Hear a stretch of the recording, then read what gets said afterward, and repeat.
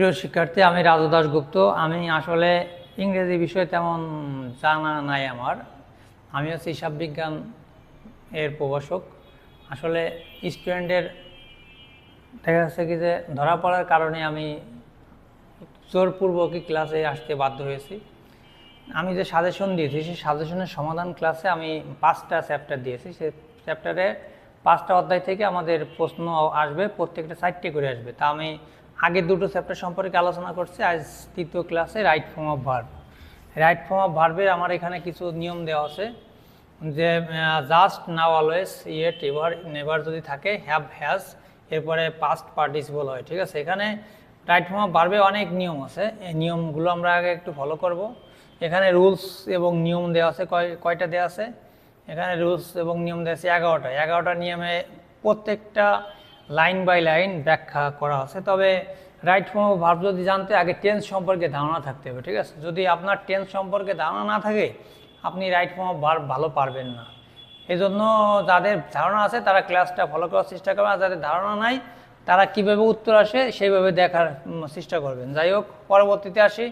আমরা প্রথমে কি করব, যে কোনো অধ্যায় শুরু করার আগে আমরা নিয়মগুলো আগে ফলো করব। এই নিয়মগুলো ফলো করলে এইগুলো থেকেই পরীক্ষা আসবে। যাই হোক, পরীক্ষায় কীভাবে আসবে, আমাদের প্রথমে একটা প্রশ্ন আসবে যে rewrite the sentence using the right form of verb. Right form of verb আমাদের ইউজ করতে বলছে। আচ্ছা, right form of verb use করতে বললে এখানে একটা সেন্টেন্স দিয়ে দেবে। এ নাম্বারে একটা ভার্বের এখানে যে হ্যাভ বা হ্যাজ বা এটা কিছু থাকবে। এই হ্যাভের পরিবর্তে কি হবে সেটা আমাদের লিখতে হবে। ঠিক আছে, এখানে আমরা সেই সেন্টেন্সটা এখানে লিখলাম।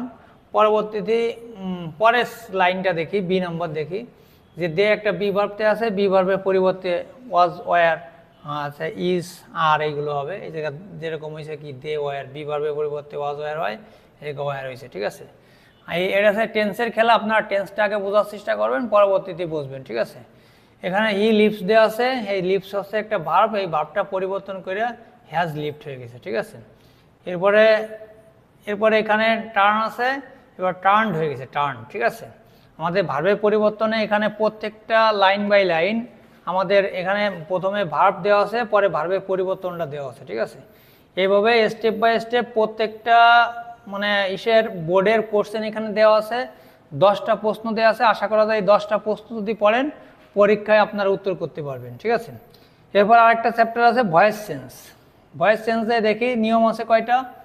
প্রথমে নিয়ম আছে কয়টা দেওয়া আছে? নিয়ম আছে 10টা নিয়ম দেওয়া আছে। একেবারে সহজভাবে 10টা নিয়ম ফলো করবেন।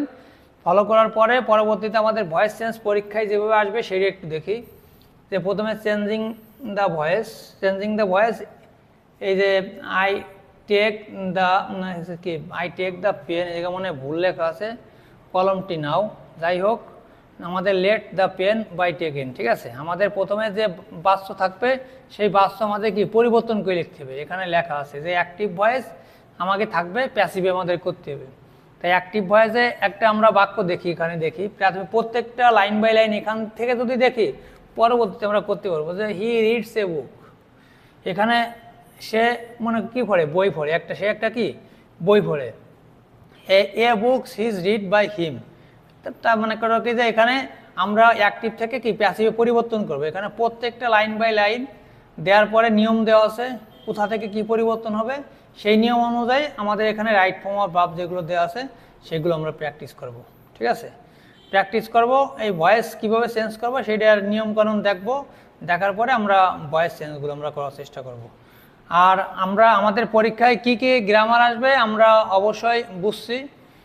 আমাদের কি কি গ্রামার আসবে আবার একটু দেখি।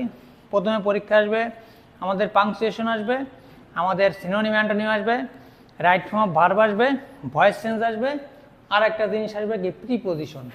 এই প্রিপোজিশনের আমাদের কি নিয়ম দেওয়া আছে এখানে। এই নিয়মগুলো দেখব। নিয়মগুলো দেখার পরে পরবর্তীতে আমাদের কি আছে, নিয়মগুলো দেখার পরে পরবর্তীতে আপনার এই নিয়মের যে প্র্যাকটিস, সেই প্র্যাকটিসগুলো আমি নিচেই দিয়ে দিচ্ছি। ডান পাশে দেখেন যে রাইট ফর্ম অফ ভার্বে যেগুলো দেওয়া আছে। আর এরপরে প্রিপোজিশনে আমাদের যে প্রিপোজিশনগুলো যে দেওয়া আছে ইন, অফ, এরপরে হবে না প্রিপোজিশন উইথ, ইন, অ্যাট, কোথায় কি প্রিপোজিশন বসবে সেই প্রিপোজিশনের ব্যবহারটা এখানে 2-3টি প্র্যাকটিস দেওয়া আছে। আপনারা এইভাবে বোঝার চেষ্টা করবেন। সবাইকে ধন্যবাদ। আমার পাশে থাকবেন, পরবর্তীতে ডিটেলস ভিডিও নিয়ে আপনাদের পাশে আমি হাজির হব। আর আমার ভিডিও পেতে আমার ইউটিউব পেজের সাথে থাকবেন।